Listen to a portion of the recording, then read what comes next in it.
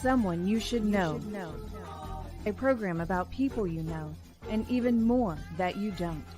Hosted by Stuart Sax, veteran, husband, father, and grandfather. Now, here's your host, Stuart Sax. Well, hello, everyone. Thanks again for dropping in to another episode of Someone You Should Know. Very, very glad to have you with us. We're going to be talking about some things that are fun and other things that are very serious today. So you're going to get a little taste of both of them. And as always, we are brought to you by our very, very good friend, Christine Dean, who is the networking diva here in Texas. But he can reach out and connect with you wherever you are in the world, not just in Texas, but all over the country and in the world, because she is a marketing guru and she can help you with your marketing plans, with your social media presence. If you want to set up a podcast, you want to set up a website, and all, Christine has the answers, and she's more than happy to have a consultation with you. Just reach out to her, Christine Dean, thenetworkingdiva.com. Thank you very much for all that you do, Christine. Well, today we are revisiting with a friend that I had on the show when I first started, Someone You Should Know, when it was brought to you live from the studios of KVGI Radio in Frisco, Texas. And we have been friends ever since. We have worked together at her nonprofit, which we're going to be talking about. So I welcome back to Someone You Should Know, Julie Shrell. So very, very glad to see you, my dear friend. I love you to death. Back at you, Stuart.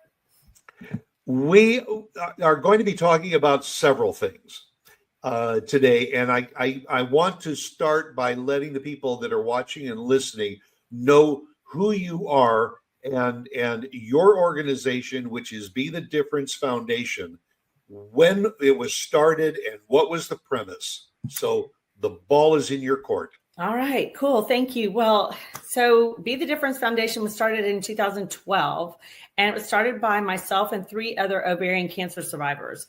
Our goal was to provide hope and raise some money and donate it to where we could help people who were diagnosed with ovarian cancer and not feel like it was a death sentence. And if it were, that maybe we could help to find that next cure, research for cure through education, through fundraising, through just communicating with survivors. And so we've been doing that since 2012. And since then, we've raised over $6 million and donated the majority of it to researchers, to people who helped get patients to clinical trials, to guarantee clinical trials here in North Texas. And we're still going at it. We're really proud. Unfortunately, we've lost 2 of the 4 of us who started the foundation, one to ovarian cancer and one not to ovarian cancer. She was a 26-year survivor. So, big losses, but big gains as well, because she was here for Lynn was here for a long time. Yeah, Lynn Lyncher was one of the founders, along with Helen Gardner. And I never had the opportunity to meet Helen because she had passed before we had first met, but Lynn was a live wire at all of the events. In this short amount of time from 2012 to 2025 to raise $6 million is just incredible. And it's not like you have events every week. You have 2 really major events each year. Yeah. One in the spring, which is the Runway for Hope, and we'll talk a little about that. And then also the one that we just had a couple months ago, the Wheel to Survive, which is a phenomenal event that Lauren and I have been involved in almost since its inception, I believe. Yeah, almost. And crazy that the reason you guys found out about us was because my daughter was working for your niece's sorority, and they started talking about their moms, and somehow or another ovarian cancer came up, and Lauren's, sister passed away of ovarian cancer, and y'all had just moved here. We had just moved here. and her sister Jan had passed away in 2008 at a young age and left two children. And that was kind of a common story that we learned among a lot of the patients that were diagnosed with the disease. And so Lauren and I moved here, and we were just kind of looking for something. And we actually met you at an art exhibit that you had in the art district here in the Dallas area. And we met, and Lauren and I it was like love at first sight. We met you. You were so dynamic, and we just kept looking at each other saying, I think we found a home to get involved with. And we have been involved with the organization ever since.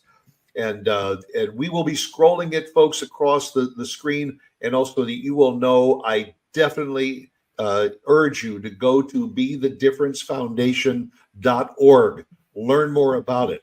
And not only the ladies that are watching and listening to the show, but gentlemen, I want you to check it out too, because it is something that you go through with your wife or significant other. But it was back then, correct me if I'm wrong, Julie, but ovarian cancer was known as the silent killer. Because the symptoms were not all that common. And they're vague. They're very vague. Yeah. So all of a sudden, when somebody was diagnosed, they were already at stage 3 or 4. Right. So, which was the case with my sister-in-law. So one of the things that Be the Difference Foundation has done is to raise awareness of not only what the disease is all about, but also about the genetic testing that has evolved over the years to help anybody that thinks they may have the markers in their family find out what's going on. And that I want you to address next a little bit is the BRCA1 testing and what the foundation has been doing to help women who need the test and maybe can't afford it. They can get the test taken care of. Yeah, well, actually, that whole thing has changed a lot since I was diagnosed in 2010. At that point, the fact that my grandmother had breast cancer, actually, she had it twice, and that I'm from Ashkenazi or Eastern European Jewish descent was all I needed to be able to get the testing. And then I was diagnosed with ovarian cancer, so it was free for me at the time. Now, it can be free to anyone who has genetic history, like of breast, ovarian, pancreatic, endometrial, melanoma, and colon cancer. And those are automatic testings. And truthfully, they've found so many genetic connections to breast and ovarian and some of these other cancers that excuse me, it's not just ovarian that they test for. It's not just BRCA that they test for. So that's evolved a lot, which is a good thing. Now there's a panel of, I don't know, 100 different things that they test for when they do a full panel. Now, you mentioned your diagnosis back in 2010. What, and so that's 15 years ago. Yeah. What were some of the symptoms that you were feeling, or was it simply you were tested because of the history of your family? Actually, no. I started having some symptoms. Some really weird things happened around the spring of 2010. I was diagnosed in October, and my dad had passed away this summer before, and that was really devastating for me, and just everything changed in my world. And then my best friend's mom died of cancer in April. And so right after that, I started what I thought was channeling her issues, because she had some stomach, it was a stomach type of a cancer, colon or something. And so I started having constipation issues, but that was not new for me, but it was a little more intense. And by that summer, I started having all these weird things happen. Like I had terrible pain in my shoulder. Well, if you have a lot of gas, it goes to your shoulder. Didn't know that, but that was the thing. I would get up and and I would pee about 20 times a night. And it was like, this is new. This is different. I wasn't really bloated, but I could not eat much. I got full very quickly on my favorite things. And then I had a UTI. And so I called my doctor, and I hadn't seen him in 2 years. And they're like, let's get rid of that. And then let's do a test. And so when I came back in, he did a transvaginal ultrasound, which he always did because it was a high risk OB-GYN. Okay. And he was old school. So he had my chart next to him, and he'd drawn my ovaries on my chart the last time I had seen him. And he drew them again on top of that same chart. And they were weird shaped and different. And he said, let me just have you do some blood work. And I was like, I'm too busy for this. My twin daughters were getting ready for their senior year of high school. My 12-year-old was a pain and difficult and trying to get ready for his bar mitzvah. My husband had lost his job the year before, and he was trying to figure things out. And I just didn't have time for this. So about the time my son went back to school at the end of August, I went and got the blood draw on a Friday morning. On Monday morning, my phone rang. Your CA-125, which was what they were drawing the blood for, which I didn't even know what that was, but it's a tumor marker, is elevated, and you need to have a hysterectomy and come in the office this afternoon. And by the way, bring your husband. When they say bring your husband, you know it's a problem. You just know. Ooh, yeah. So that was right before Labor Day. So, everyone's on vacation. So he said, I don't think it's cancer. He said, but it could be endometriosis, or it could be something else. I think you need to just have the hysterectomy and let's just get it done. And so he said, I have someone on the phone with me that I want to have in the surgery with me. And just in case something goes weird, he's really good. We'll both be there. We'll take care of it. And so you have an appointment tomorrow.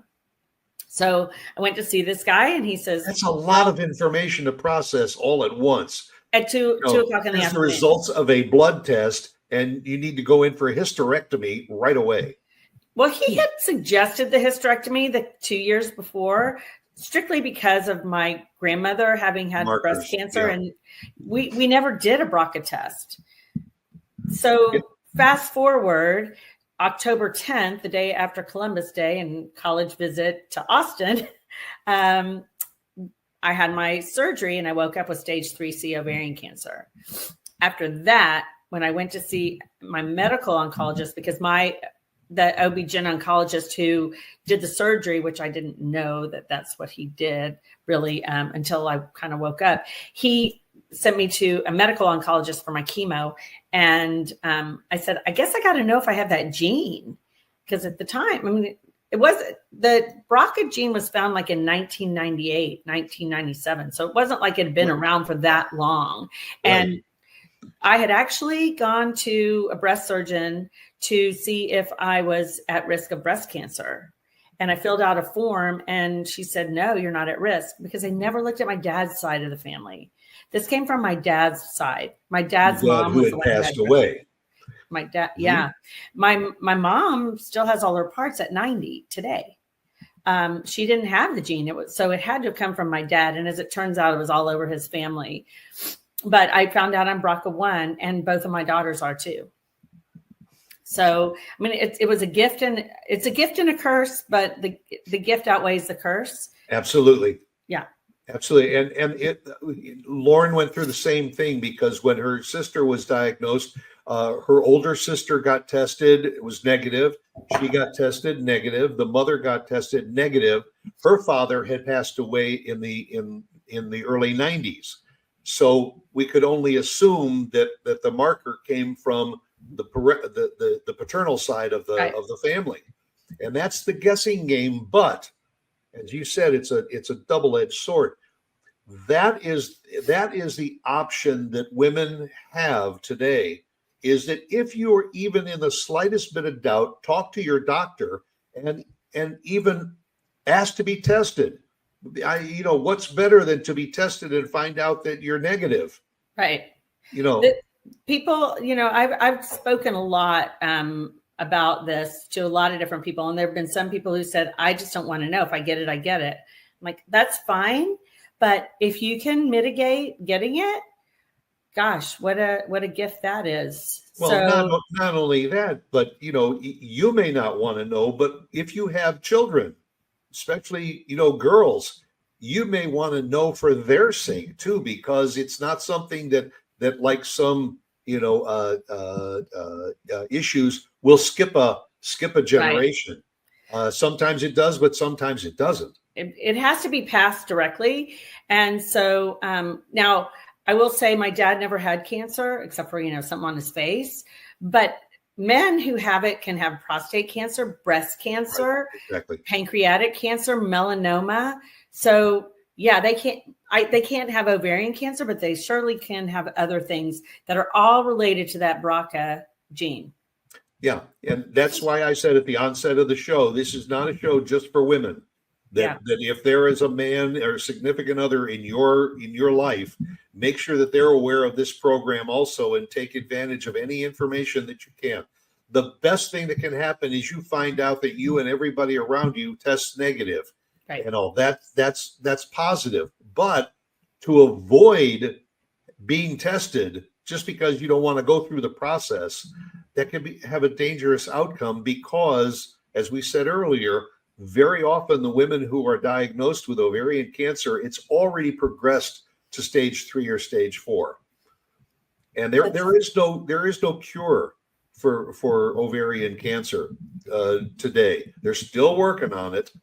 I mean, well, I agree that there's no cure, but there actually is an abatement, I guess I can say, because Jill is a 17-year survivor, or 18, almost 18-year survivor, and I'm 15. So when I was diagnosed, the lifespan was estimated to be 5 years, and thankfully, I'll knock what pretends to be wood here. I've been with no evidence of disease since I was finished with my chemo. And you mentioned earlier you have twin daughters. I do. And now one of your twin daughters developed cancer. Yes, she did. She developed breast cancer, triple negative breast cancer. The way they found it was through an MRI. And the only reason she was having an MRI at 29 years old was because she's BRCA1. And they were able to find it. They could never feel it. All they saw was the shadow, basically. And she did the whole chemo regimen and then had a double mastectomy. And when they did the double mastectomy, there was no trace of the cancer, which is amazing because that's a fast growing cancer. And the thought of what could have happened, I can't even go there. And now what about her twin sister? She had the prophylactic double mastectomy exactly 1 year later to the day. And I had a prophylactic mastectomy right before my 50th birthday. So 2 years after I was diagnosed, I figured if I got 2 years through without a recurrence, that was good enough to be able to mitigate the breast cancer issue. Because you're afraid you're going to get one, you get afraid to get both or any. I mean, there's still the concern of lots of other things, but those were at least things that I could do something about. One of the things that you started in getting the organization going was you came up with an idea. I love this, called Teal Toes. And I want you to share with the audience because, folks, if you have an idea to do something to start a nonprofit or whatever, you always have to have some kind of a little hook or something in order to get it off the ground. And so Julie came up with this idea of Teal Toes. And I want you to talk about how it developed and how many people it reached. And well, I wish I could take credit for coming up with it, but I did not. A friend who actually passed away from ovarian cancer, she came up with it, and she lived in the Northeast, and she would wear sandals and she'd have teal nail polish on her toes, which at 15 years ago or more, that really wasn't a popular color. Teal, by the way, folks, is the color designated for ovarian cancer. Yes. So her friends were like, why? Her goal was for people to say, why are you have teal on your toes? And so we met. We actually had gone to Green Hill together. Well, not together. She's a little bit younger than I was. And my friend started the foundation called Teal Toes, and she created a nail polish. She tried to get, one of the big companies to buy into it. Now they have beautiful teal colors, but at the time she didn't. So it was her idea, and I took it. I brought it here. I brought it to kids. I brought it to the real estate community, Women's Council of Realtors, and all sorts of people painted their toes teal, men, women, children. It was a lot of fun. And we haven't done it in a while or made a big splash about it, but people will still send me their toes. And I did a couple of years, said, send me your teal toes. And for each picture of teal toes I get, I'll donate $1 to the foundation. And I must have donated a few $100s just for teal toes. It's a lot of fun. And I still to this day always have teal on my toes. For her, for me, for anyone who wants to look at my toes, they're always teal. And that's what launched, this organization. And then how did you and Helen and Lynn and Jill all come together, to say, let's take this to the next level and let's start a foundation and help raise awareness for ovarian cancer?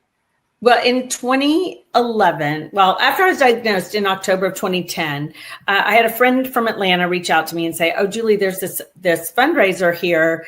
You should do it in Dallas." And so by the time I was done with chemo by the spring, I had kind of looked into it, and I went to John Mize, who worked at the JCC, and I said, "John, this is an amazing event. We should do it." He goes, "Oh my gosh, Julie, you're the third person to come to me to say we need to do this event."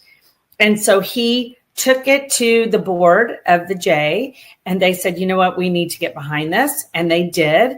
And that the other two people were Helen, who had family in Atlanta, and Jill, who's from Atlanta, who also had family still there. And they all knew about it. And this was a grassroots foundation called Ovarian Cycle. And they basically did a 6-hour spin class, and everyone rode for 6 hours. And we're like, I'm not doing that. So we changed it up a little bit for us, and we brought in their event. And their organization was created in memory of someone. So we did this event. 3 survivors. I had just basically finished chemo and was just getting back into life. And Helen was still battling, and Jill was a 3 or 4 year survivor. And so we all kind of put ourselves in there. We brought something different to the table. Jill had a business that created websites and stuff like that. Helen was an accountant by education, but she was also very involved in the art world, which is why you met us at an art gallery. And then we have been in PR and marketing, and I'm a connector. And between the 3 of us, we thought we would get maybe 100 people to participate and raise $50,000. And we had over 300, and we raised over $300,000. So after we did that, we looked at each other and said, we have something here. We don't know what it is, but we have something here. And Helen always wanted to be the difference, because she wanted people to have hope. And my team was Wheel to Survive, and we created Be the Difference Foundation. And in the meantime, I had met Lynn through the real estate community, through that women's organization I was talking about before, Women's Council, and leadership at Metrotech's Association of Realtors, a little plug for them. And I called Lynn, and she was a business development director at a title company. And I called her and I said, "You got to do this event." She said, "I don't want to." And I said, "You got to do this event," because she was so amazing to me and just gave me hope. And so when she did, and we decided to move on, I said, we need to have her. And she was all in. So the 4 of us, who basically came from different places, I knew all 3, but they didn't know each other. We all came together and created Be the Difference Foundation. And about a year after we started it, John came to work for us, and he's been working for us ever since. And for those that are in the North Texas area, go to the website again. The next event, they do it every year in September, and all. And if you even want to spin for an hour, but help to raise funds, it is just a magnificent one-day event. And Lauren and I have been involved in it for I don't know how many of the years that it's been in existence. We started when it was at the JCC. Yeah. But there's raffles and there's all kinds of things going on. But the main focus is the awareness, and people are either riding in support of the ovarian cancer research, or they are riding in memory of someone who they knew that had succumbed to this disease. And it's a very, very important organization. And for those that are not in the North Texas area, please avail yourself of the website to learn a little bit more about it, because you can always reach out to the organization, reach out to John, reach out to Julie if you have questions, to say, we'd like to know a little more about this, because maybe we would like to have this event in our city. And the Wheel to Survive has been done in a few different cities. Yes, it has. We did it in San Francisco, San Diego, Austin, Houston, South Carolina, Charleston, South Carolina, and in Florida. Right. And in Denver. So we've done it quite a few places. The biggest events are here in Dallas because we're here, right, but we can do it anywhere. Yeah. Well, your background is in banking, and that's what you do, as you say, as your primary, although you probably have more hats than most people that I know. You have been involved in that, been involved a lot with the organization, with Be the Difference. But you recently wrote a book. I did. And again, it's always been with this medical aspect to it that was always a part of your persona, and you finally decided to put the thoughts down on paper. And I think you have your book there. I do. Where did Zayde go? I want you to talk a little bit about the influence you had to write the book, and who is Zayde? So my little brother, not really little, he was 18 months younger than I was, but I always called him my little brother. He always will be your little brother. Always my little brother. Was killed in a car accident the day before my daughter's wedding. And he had been playing with his 11-month-old granddaughter, and went to run an errand and never came back. So not only has it been hard for me to reconcile, but I was like, how do you tell Lily that her Zayde, her grandfather, will never be back? And even though she was 11 months old, there's pictures of them, and right. You have to you talk about it, and it was a huge loss for our family.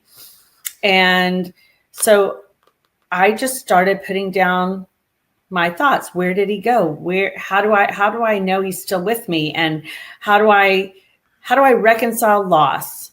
And how do you tell a child about loss? I mean, I already have a hard time with death, so I can only imagine that children have an even harder time. So they don't understand. They sometimes don't understand it. And you don't understand why. Like, why did this happen? Yeah. And so this book basically says he's everywhere, and Zayde can be anybody, but he's everywhere. He's, for me, the loss of my father is always about butterflies, but my niece and my nephew, Lily's parents, think that my brother David is a ladybug. So in the book are butterflies and ladybugs, and some people think of cardinals and feathers, some hummingbirds. I mean, like, different things. But the reality is that if you can connect to something, then you keep that person with you all the time, and you keep them alive in your everyday comings and goings. You mention their names. They are still a part of you. And so that's what this book is. He's, in your dreams as you sleep. He blesses you when you sneeze. He sings with you, whether on or off key, it doesn't matter. That's right. when you see the lights, when you see a butterfly, when you see anything, and he's with you everywhere you go, and he loves you more than you'll ever know. And I think that is a way to just walk away and go, oh, I didn't really lose that person. I have them with me all the time. For me, that is very comforting. And so that's what I hope the book does. And how long was the book in from concept to publishing? I started writing. So he died in November 12th of 2022. And I started probably writing it down in early 23. And when he, about a year after his passing, I had finished what I wanted it to say. And then I was looking for an illustrator, and it was really taking me some time to find someone, and I didn't really know how to go about it. And as it turned out, he was a craniofacial surgeon, and he had a speech pathologist in his practice. And her sister was going to illustrate stories that he had told his daughter when she was a baby, and it never got put together. So she said she wanted to do it, and she did. And she did a beautiful job. So it was about 3 years in the making. And folks, Amazon, Barnes and Noble, you can find the book, and I encourage you to have the book, because if there are grandchildren in your life, and the circumstances comes up, you want to be prepared, because no matter how you say that your loved one is not coming home, the answer a child will give you is why. Yeah. They don't understand. And also this association, and it's happened in our family. When my sister-in-law passed away, she had 2 young daughters. When my oldest niece got married, she got married in Sarasota, overlooking the bay, and all on a beautiful piece of property. And as she's coming down the aisle to exchange vows with her husband, it was very, very quiet. At the setting, there was a bird in the tree that was chirping, and we all just, I still get goosebumps, because we all felt like it was Jan that was up there saying, everything is okay. I'm okay. This is a beautiful ceremony, and I'm here to oversee you. So we have always associated a bird chirping, all with she's looking down upon us. And I know that sounds eerie and strange to some people, but to many, many more people, it's kind of that comforting sign that you want and you need. You talked about butterflies and ladybugs. Those are the associations. And so every time you see a butterfly or a ladybug, you think of your loved one too. And we all need that, because that helps with the closure process. And they do show up in the weirdest places. Oh, yeah. Yeah. So I'm a firm believer that they're here somewhere with me, and my kids, my nieces and nephews, we all have this thing that we're not alone from them. My father-in-law, my brother. Right. Yeah. It's helpful. It's comforting. And the other side of that is you are a brand new grandma. I am. And so now you have a beautiful new face that you see that's coming through this process in this family. And that is kind of that light at the end of a tunnel that has seen a little bit of darkness. Yeah. And actually, David and Lisa have 2 grandsons who've been born since his passing, both of them named for him, and another one on the way. So, life goes on in the weirdest ways. Yeah. But we keep them with us all the time. So do you have any plans for a follow-up book? I did actually start writing something, because some people were like, I'm not a Zayde, I'm a Bubby, or I'm a grandma, or I'm a this, I'm that. So, and then after all the kids were at Camp Mystic, and how many of their friends would have trouble, I started thinking about where did they go? That they could be your pet, your friend, your grandparent, your whoever. And I'm working on it. It's not the same because I got out my feelings so much on this one, but it's there and I'm working on it because I think it's helpful. I think it's really hard to talk about this. And I've had a lot of people say, oh my gosh, there's nothing out there. There are. I mean, I'm sure there are books and people have written their thoughts on the subject, but it's different because it doesn't really talk about death. It just talks about keeping them with you. That's right. The legacy that they leave behind. But it is amazing to me in all of the years that I have known you to know that it has been a little bit of a roller coaster ride because there's been its ups and downs and all, but you still have one of the most infectious smiles that I ever encountered. And you always address the people that are at your events and in such a positive way, because this is a subject that very often people feel very, very negative about. But if you approach a negativity in a positive way, the results are much, much better. And so the next real major event that you have for the organization is the Runway for Hope. Yeah. Which not only are you an organizer of it, but you're also one of the runway participants. And in fact, are most of the women that participate in the Runway for Hope, they are diagnosed with ovarian cancer? All of the models are survivors in one way or another. And to me, you're a survivor the day you get diagnosed. So we have some people who have been diagnosed years ago, some people who have been diagnosed recently, some people who have recurred, all ages, all ethnicities. It doesn't matter. We're all it's a sisterhood, one that we didn't really choose to be a part of, but it is the most empowering couple of hours you have ever spent. These women get on this runway and they flaunt and they have the best time. They have the best time. Yeah, they do. And again, that information you can find on the website, and that is in February. So ladies, think about supporting Be the Difference Foundation and attending the fashion show, because it's a wonderful event.